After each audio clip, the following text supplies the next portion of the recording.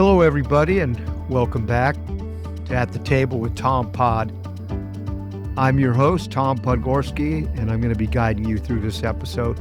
I believe that each of us can have a positive impact in the world through kindness, listening to others, and staying empowered through learning, and that gives us opportunities to create change. So grab a cup of hot coffee or tea and settle in with us as we chat at the table. We're going to be talking about a subject that is near and dear to the hearts of all parents, and that would be the education of their children. Parents know that no matter what place or family is on the socioeconomic ladder, education represents the path to a better life for them and their children. The opportunity to receive a free and fair public education is the cornerstone of every ideological position in America. Sending your kid to a good school is important for achieving those goals. I thought we'd stir it up a little bit today by talking about how we determine if a school is considered a good or bad school. So, we're going to discuss how we evaluate schools by way of educational testing and the standards-based curriculum in the state of California for grades K through 12. And I'd like everybody to know right from the beginning that I enter into this topic with a lot of respect for educators, especially those on the front lines. And also, we're going to have a heavy dose of humility here as we recognize the multidimensional and complex nature of what impacts learning, teaching, and school budgets. In addition, I understand that there are many different stakeholders that have some input or influence on the educational process. Clearly, it would be the students, teachers, administrators, parents, businesses, and school boards that care about what happens at our schools. By the way, you're going to find lots of links to research and other sources in the notes here on Spotify down below the podcast. So please check those things out after the podcast is over. A quick story here. Recently, I was visiting an open house for a brand new housing tract. I do that on occasion, and some might argue because I don't have anything else to do, but that's not exactly true. I'm just curious. Kind of a looky-loo. The models that I looked at in this particular new housing tract were very well appointed, spacious, and large. They range in square footage from 2,500 square feet to 3,500 square feet in single-story homes. Those are pretty big houses, and they were very nice. I was exiting one of the models, and I ended up in a conversation with the gentleman. One thing led to another, and we started talking about the homes and how nice they were, naturally.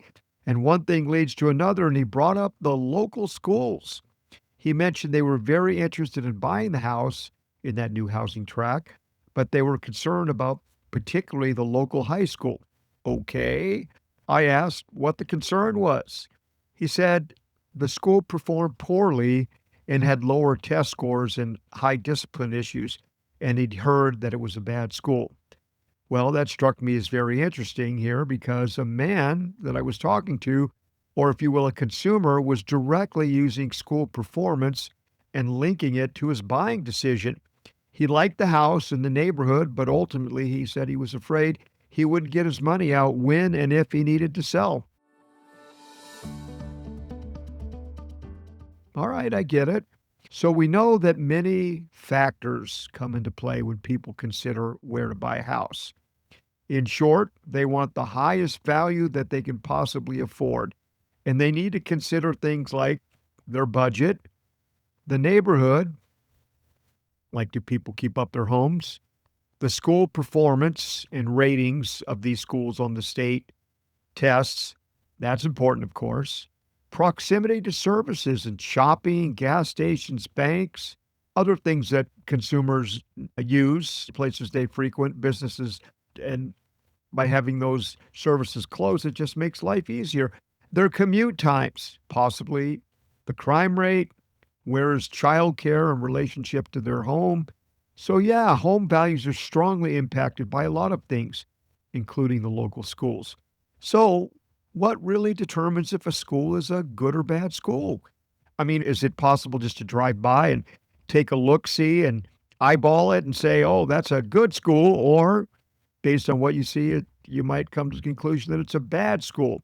Is it word of mouth, stories from parents and their kids? some of whom make judgments based on scant data, if we're being real here. Just the mention of a bad school conjures up certain images. A picture's worth 1,000 words.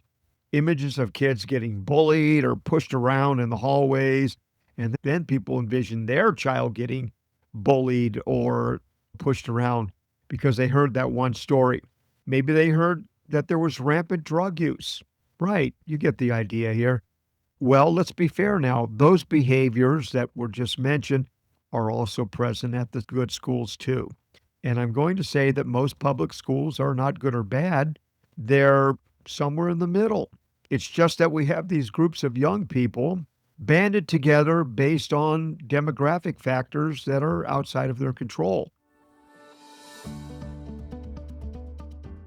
At one school, you may have a concentrated pool of kids whose parents are high income earners, have high education levels, and thus less what I'm going to refer to as instability factors. Does that make it a good school? Not necessarily. And we have to ask, besides those demographic factors that the students have no control over, what exactly that school is doing that is so much different than all of the other schools? So that means they have lower instability. So again, what exactly has the high performing school done to achieve those results? We do know, however, there's a strong correlation between parent education and income and the school performance as measured by these state tests, which anybody can access on the California Department of Education website. But specifically, you go to the dashboard for that particular school. You just enter the name of the school and it takes you right to their dashboard. Kind of like you're driving a car. That's probably not by any accident. It's readily accessible. You can kind of scan it while you're driving without getting in an accident. So you go to the dashboard for the school and they've got these different gauges here. And the gauges have different colors. There's on the far right, the blue and the green colors. Those are good. Blue and green are good. And on the far left for that particular category, you have the orange and the red. Orange and red are not good. Yellow's in the middle. It's neutral. You kind of average there. So what are we exactly measuring? Things like discipline, reading scores, math scores, that sort of thing. So if a school has a lot of their gauges in the orange and red, that basically means the school needs some improvement according to the quick scan. And I'm going to make an observation here based on much research and data. In general and overwhelmingly, student and school performance comes down to 5 numbers. We call that your zip code, which, by the way, is a substitute or proxy variable for parent income and education level and essentially socioeconomic status. And what you get at the good schools is a high density conglomeration of parents who are educated and have money. And as a result, due largely to lower instability factor, their kids do better on these gauges on the California dashboard for that school. And then at the lower income areas, you get a result that is impacted by more instability. At the good schools, the kids have opportunities to be involved more. They often don't have to work. They're in all these extracurricular activities and sports. Whereas at the lower income schools, they may have to work, watch younger siblings, and not have suitable space for homework. Exactly. Let's be clear now. Being poor and low income is not an indictment against the parents in families in those categories because they may, in fact, be providing great, loving home environments. And just because somebody's family is wealthy or upper income and they can go to these schools, that doesn't make those families necessarily great families either. So we need to be careful when we come up with these blanket evaluations.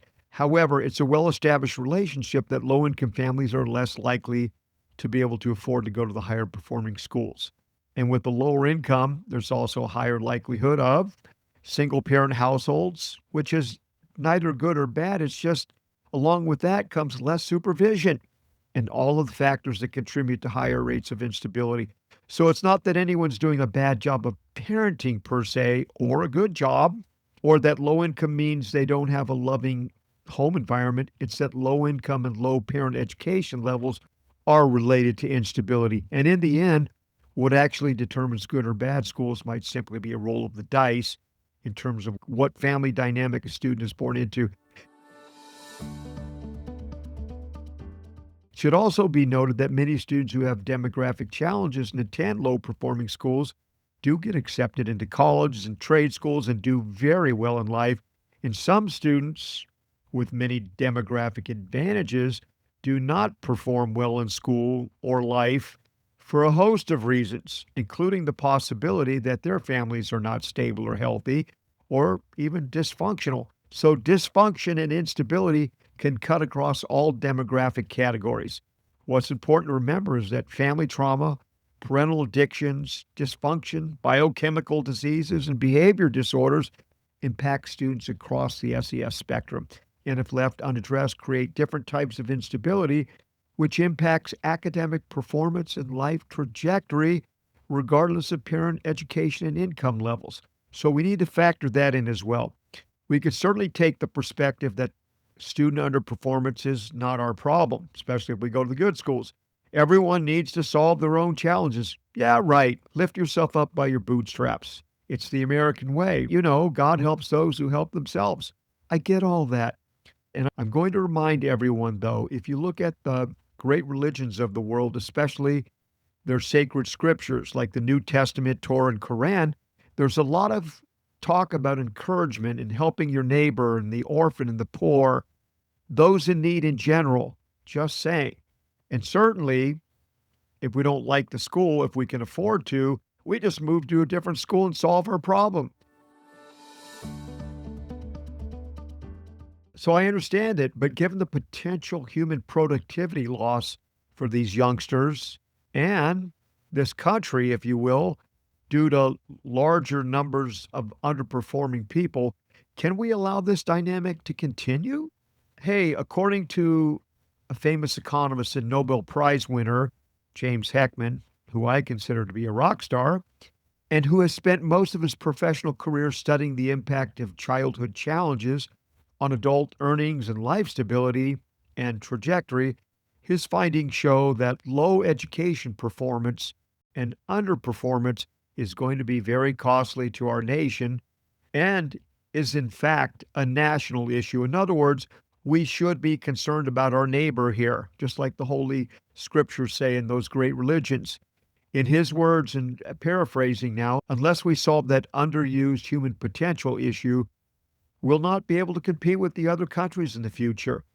He also says we're going to have a productivity and technology deficiency gap and fall further behind these countries, and that's also going to be a national security issue. In the following episodes, we're going to talk about why schools have not improved very quickly, given the hyper focus on testing and curriculum-based standards, and what do we really need to do to improve schools and thus improve student performance and even raise property values. So it's a win-win situation. I will say this, we need to start by having the courage to change what isn't working, by doing what many school boards don't want to do. They don't want to be different. I guess it's far safer to go with the herd than seek improvement by taking a slightly different path that might actually work. So I'd like to leave you with my usual parting words as we transition to our next episode. I think we've had a great discussion here and we'll continue it in our next episode. I want to encourage you to be the positive light for someone else's day with an encouraging word, an appropriate hug, or a cup of coffee. Remember, the impact created by one stone eventually touches all shores as it ripples outward. Be that person that creates the impact in the water of the lives of others, whether it's at home, work, the gym, or whatever circles you find yourself in. Thank you for listening, and we'll see you next time at the table. Take care.